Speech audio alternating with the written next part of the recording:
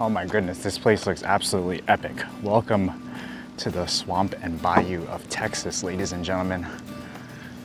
You guys probably can't see it, but we got beautiful cypress trees, Spanish moss. I'm not gonna stay here for too long. It's just absolutely breathtaking. I'm gonna run back to the Airbnb, grab my canoe and come right back. It's only 10 minutes away.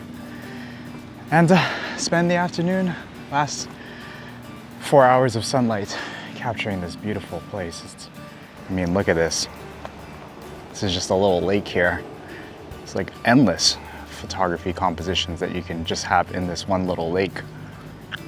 It's pretty cool. All right, let's stop wasting time. Let's get the canoe.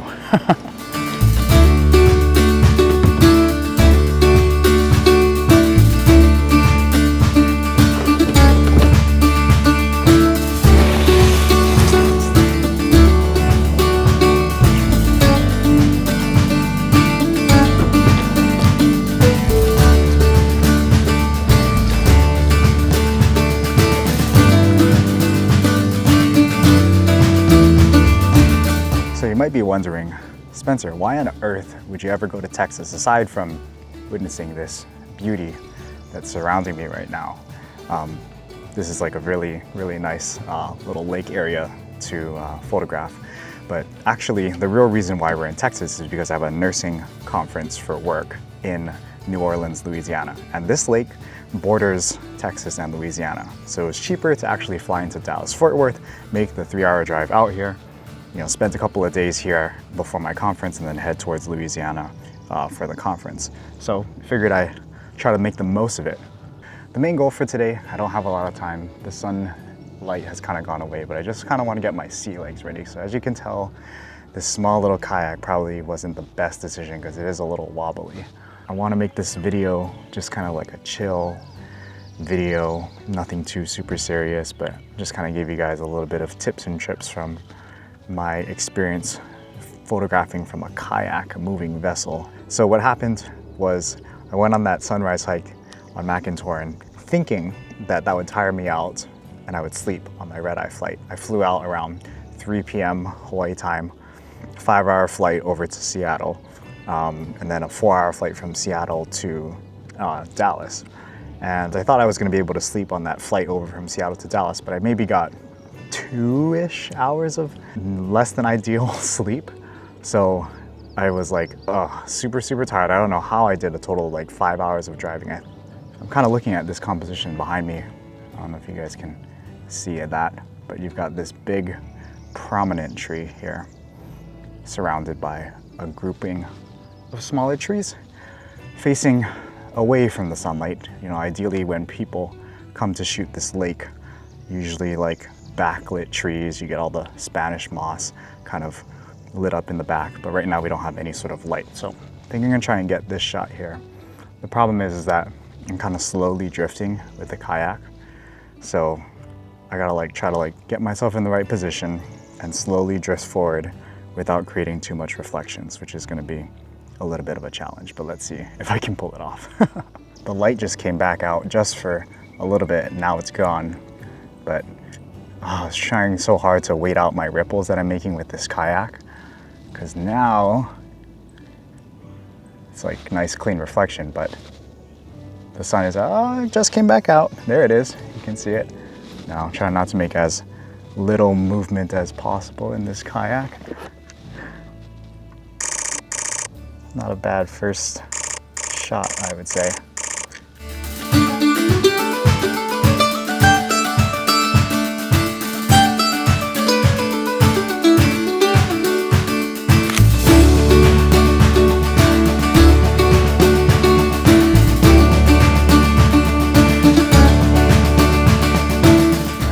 The sun is coming back out now, as you can see. We're starting to get some nice backlight on these trees, and this is kind of the main shot that people usually get. So I paddle myself over here. I'm kind of just drifting slowly, trying not to mess up the reflections. But I'm just trying to find like a nice composition, a nice tree. It's so hard because you kind of want to shoot where the light is, but where the light is not always where a good composition is. So I tried shooting this tree, from the eyeball test, it looked like it might do well, but I don't know. After taking the shot, I'm like, I don't really know if that one was a good shot or not. It has all the elements, but for some reason, when I look at it on the back of the camera, it doesn't work. But this is kind of the ideal stuff that you're looking for. You're looking for backlit tree and, you know, nice shadows in the background.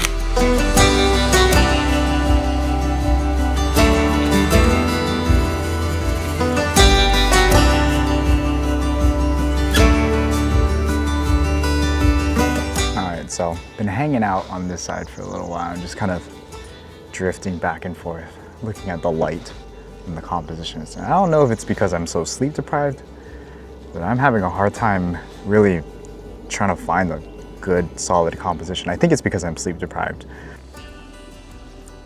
I'm just kind of spending some time shooting this composition, and really it's just because the light is over here.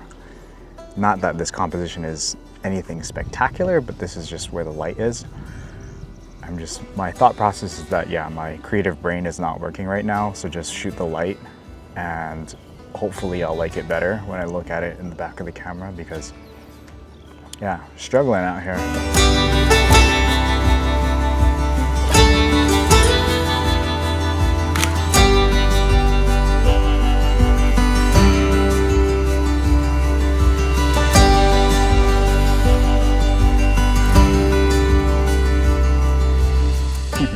Okay, maybe the creative juices are coming back. It just took a little bit of time, but there's no light here. But you can see this area right here. There was some light, and that was pretty much the only light that was there. But I kind of zoomed in a little bit and framed up just those moss, just the moss that was lighting up. That was all, and I framed it up with this tree and this tree back there, just kind of isolating exactly what the light was kind of isolating itself. And I actually felt that was actually pretty good. I don't know, we'll see. I just think I gotta spend more time here. I think that's gonna be the trick. It's just coming back to this chill lake and really working the creative juices and the creative muscles, because literally it's endless amount of cypress trees and moss and all around us. That was sketchy to do over the water, but yeah. You get the idea. So really just trying to work the best compositions and the best, you know, in the best lighting. It's gonna be a challenge, and hopefully we'll be able to pull it off. Hopefully we'll be able to make this solo trip here worth it.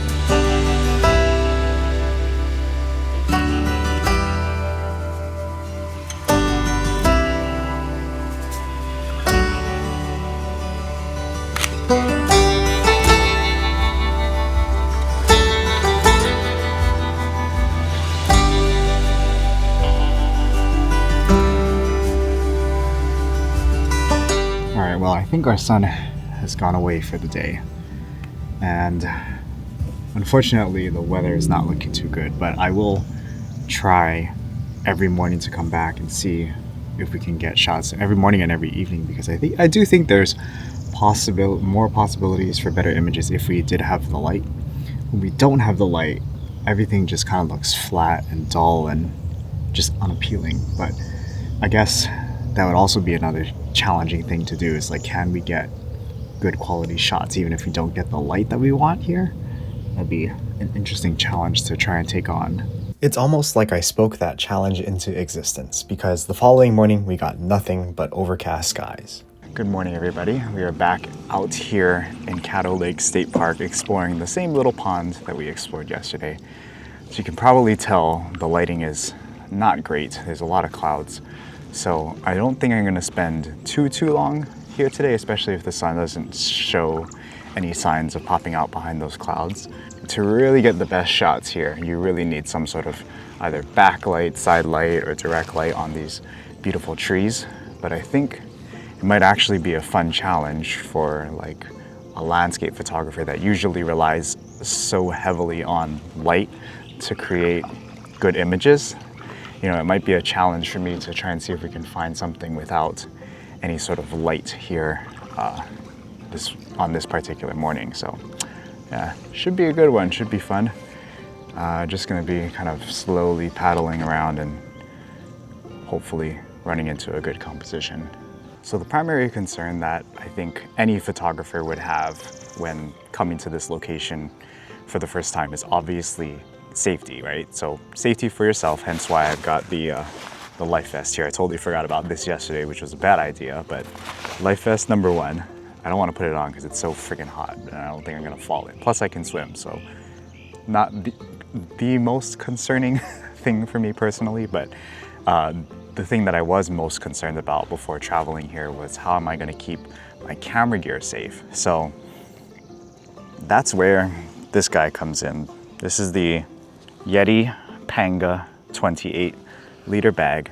I've got, you know, the large Shimoda mirrorless camera unit inside of here. And I'll make a review video of this kind of whole dry bag setup here, but you know, I'm running myself into a tree, aren't I? Sorry, cypress tree. I've drifted into unintentionally. Let's drift into this open area here. And another thing too is, you know, I like to carry a fanny pack usually. So I picked up, I don't know if you guys can see it down here, but this is the Sidekick from Yeti. It's a 1-liter dry bag that kind of functions as a fanny pack. And, you know, I think that's coming clutch too, just for like phone, wallet, keys, Osmo Pocket 3, you know, keep the essentials nice and dry in case this idiot does end up flipping this kayak, which is not the goal. But worst case scenario, I flip the kayak. The only thing I really have to worry about is grabbing the camera, which is out, and the vlog camera, and just keeping that out of the water. Which, now that I kind of think about it more, it sounds less than ideal. Hang on, there's a shot right there to be had. Ooh, that's nice. Yeah, there we go. I'll show you guys this composition. Zooming in, that's the shot right there. Nice dark contrast in the back, just some isolated trees with the greenery and the moss in the back. You know, the thing that would make this shot even better is if there was some backlighting. But honestly, like when I'm in this situation, I don't have any light. You're kind of just looking for any sort of contrast, you know, as Adam Gibbs would call it, quiet light. So you're looking for just that ever so slight difference of lighting between like your subject that's lit ever so slightly brighter than the rest of the surroundings, and that's exactly what we have with this particular shot.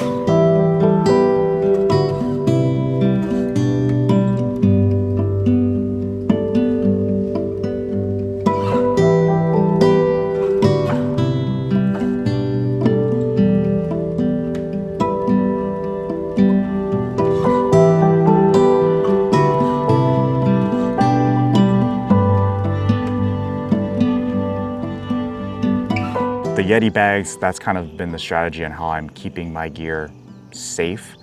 You know, I don't think you can ever be 100% safe when you're out here, especially when you have to take the camera out to start taking pictures and stuff. But, you know, at the very least, you kind of have a little bit of protection for your camera gear. If I was actually not insane with my camera gear, I'd probably like, you know, open the bag up, put the camera gear inside the bag every time I kind of, you know, start paddling or whatnot. But honestly, you know, this canoe and this kayak is so like variable when it comes to like its weight and shifting its weight, and this bag is so hard to open. I feel like just me opening up the bag itself is enough to like throw my balance off ever so slightly. So I'm just focusing on not tipping over, which is I think a good goal to have when you're in these swamps. In terms of technical camera gear that I brought with me on this particular trip, the main camera body, Sony Alpha 1 Mark II. The reason why I decided to bring this camera, for obvious reasons, it's my main camera, but it's because it's the camera that has the most IBIS, or in-body image stabilization. So I knew I definitely needed something that, you know, I could handhold and be super stable with. Not super stable with, but at least relatively stable. It would have been best to kind of pair it with like a optically stabilized lens that Sony makes, but I decided to choose the Tamron 28 to 200 just because of how versatile the zoom range is. I almost brought the 20 to 70 and paired it with the 100 to 400, but I'm glad that I didn't because I really enjoy having the versatility to go as wide as 28, which in these situations I'm rarely ever doing, but punching in as tight as 200, which again I'm also rarely ever doing. But just like that nice mid-range between like 50 mil to like 100 mil, I think is like perfect for this particular area. So I'm kind of drifting towards the same set of trees that we photographed yesterday that we had the direct light on. And I'm kind of just trying to control the boat to reverse, hopefully not into the cypress tree, but just reverse ever so slowly and to not generate any reflections. It's utilizing the small strokes. Hang on. Small strokes with ever so slight movement. That way you don't drift too fast and miss your shot. And then the smaller strokes generally generate less reflections in the shot. So just trying to see if we can get another shot of this set of trees here.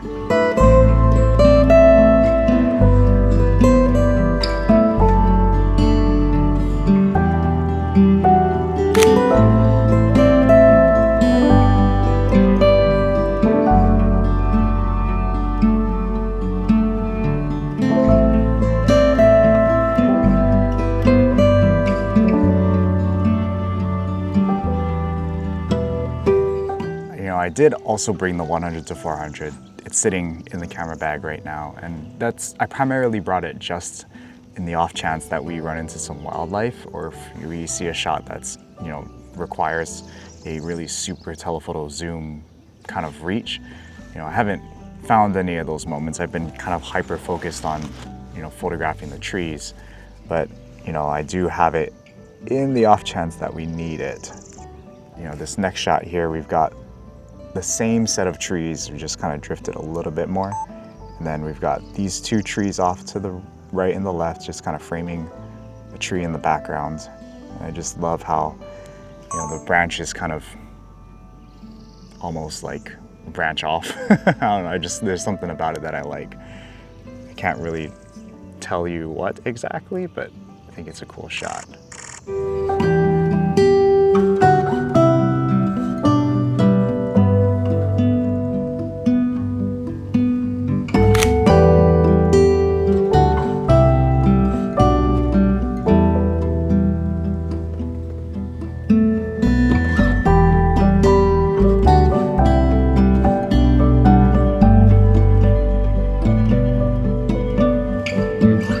I haven't been paying too much attention to like the treetops, which is where the wildlife is, but apparently there's eagles, owls, other birds to be seen, so we gotta keep our eyes open. Yeah, so for technical settings, in terms of like handheld shots, you kind of want to keep your shutter speed relatively fast. But because you don't have a lot of ambient light here this morning, I'm shooting at 1/125th of a second, f11, auto ISO. Noise performance on this camera, the Alpha 1 Mark II, I jack the ISO up as high as like 6400 for like wildlife photography and astro, so I'm not too concerned. I think this might be the first shot that we're taking of an entire tree. We are like on the complete other side of the lake. And then, yeah, because we've got that tree sort of side lit from the sun, up against the shadowy back wall, we can actually get the entire tree in one shot.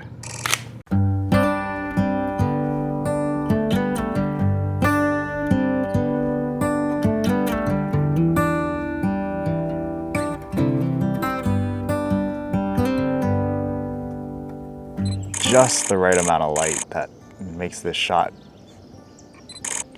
just stand out ever so slightly more from the rest, I would say. All right, so in terms of composition, I'm a little bit out of my element because usually when it comes to like nature photography, I've been doing mostly wildlife recently. And prior to that, it was like astro and, you know, landscapes, sunrise, sunset kind of stuff.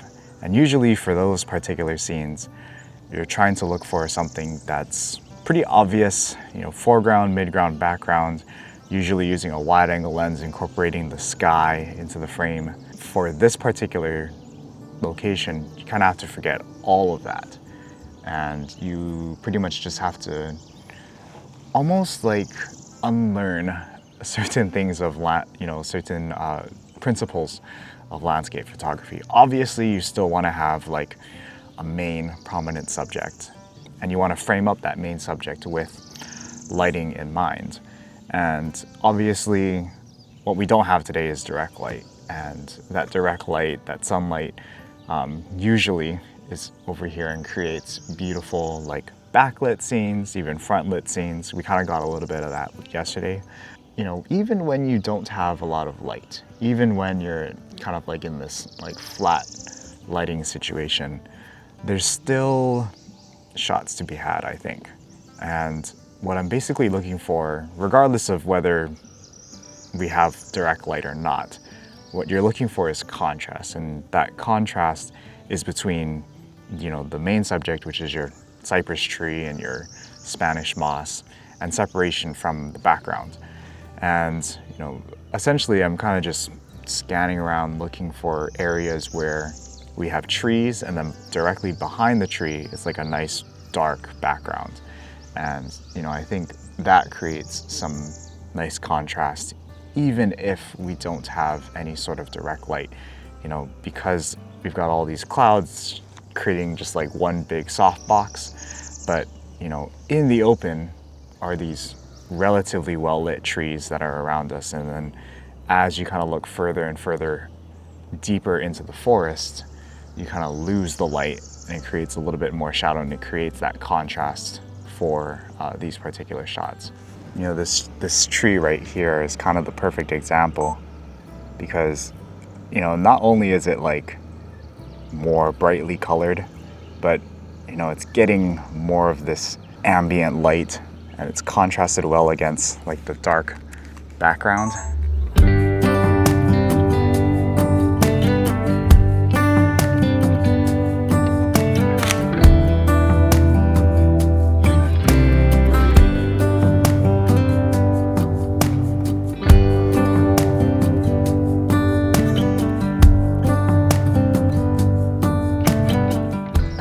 So here's an example of like a good, interesting shot, but like the lighting is just not allowing us. I think maybe if it was like sunset time or maybe sunrise time, this shot would actually look better with some direct light. But, you know, it's a nice shot.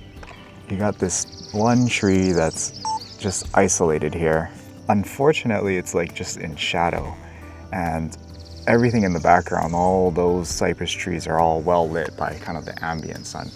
So even though it's like a cool looking shot, you know, you've got nice reflections, you got nice framing like of the trees and stuff, you know, it just doesn't work. But what does work is the tree that's coming out from behind there, having it framed up between these trees in the shadows.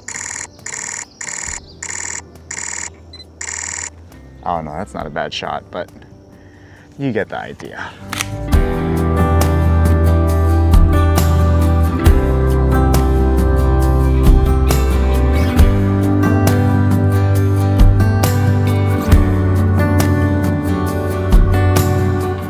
You really kind of have to pay attention to your lighting, even when you're shooting in these kind of ambient, soft, boxy, overcast skies.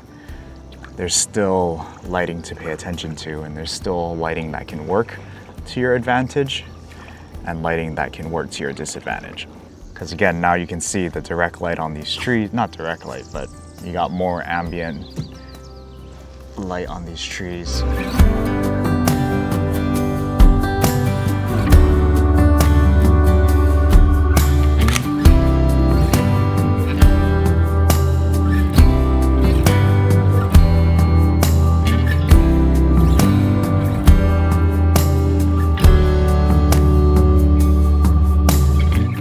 right, so the other thing too, when you're out here all alone kayaking in the bayou, there's a whole fear factor that you kind of have to get past. And it's not too bad like in this particular pond, I think, because you know, it's a nice enclosed location. The parking lot is right there. There's people that are walking out onto the pier, and you know, there's campers, and it's not the worst situation to be in. But it is, you know, there are a lot of things that can harm you and your camera gear.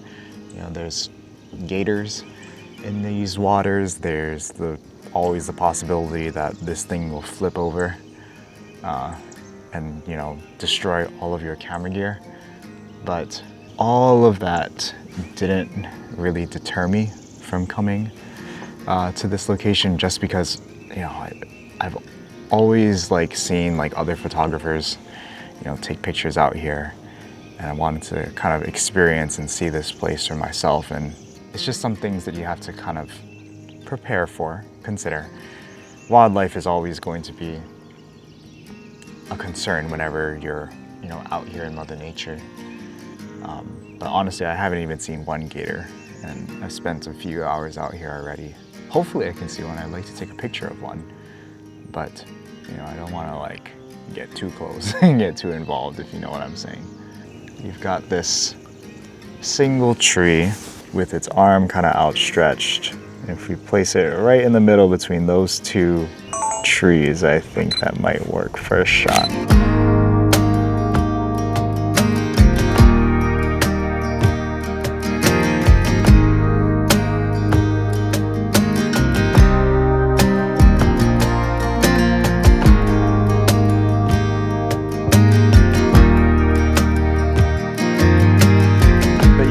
That fear factor, it's always going to be there whenever you're doing something new, different, pushing yourself out of your comfort zone. You know, but once you kind of get past, you know, that initial like fear factor, and you know, the initial like, oh my god, like the worst of the worst can happen, and when you actually like get out here and actually like overcome your fears and actually do the activity that you're so concerned about and worrying about before, you know, you get a sense of like achievement and accomplishment, and it kind of pushes yourself to do a little bit more, be a little bit more braver out here in Mother Nature.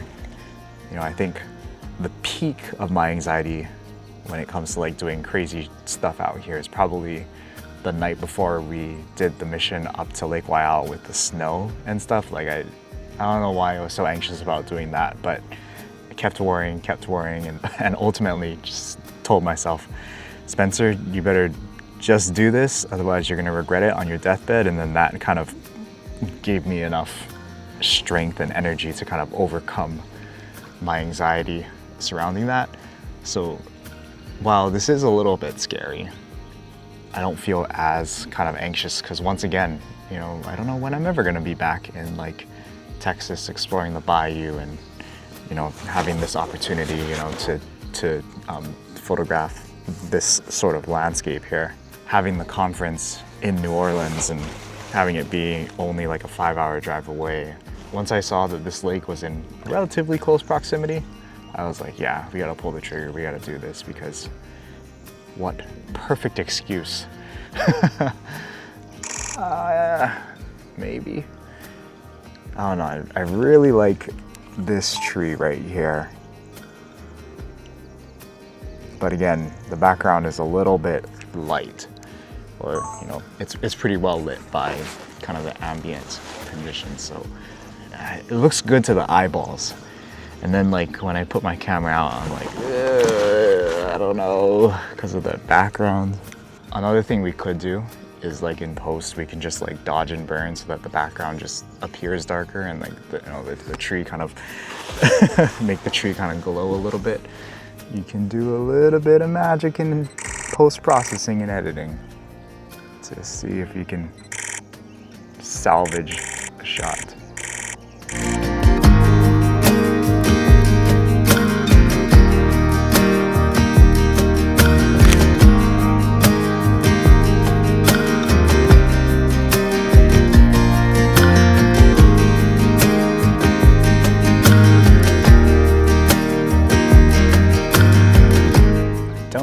shot is gonna work. But, go backwards, Spencer, go backwards. I do think it has the potential to work. I really think that I just need backlight. Like if this little scene here was backlit, it would be nice. So we got this main tree on the left, and then got that heavy Spanish moss tree out on the right. Kind of a wider shot, 50 mil-ish, and just kind of drifting back and forth and seeing if it's worth shooting.